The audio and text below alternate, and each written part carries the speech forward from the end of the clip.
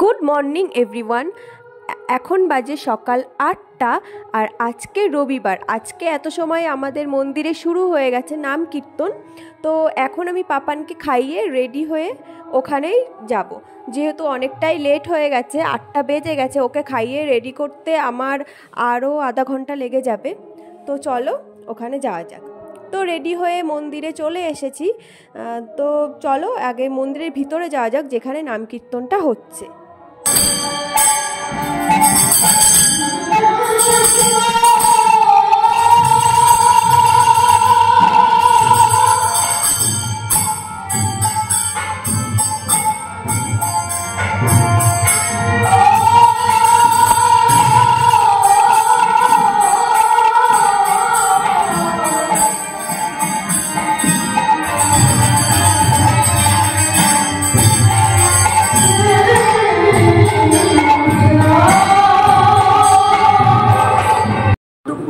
খাওয়া দাওয়া করে একটু বিশ্রাম নিয়ে এখন আবার রেডি হয়ে গেছি। এখন 7টা মতো বাজে।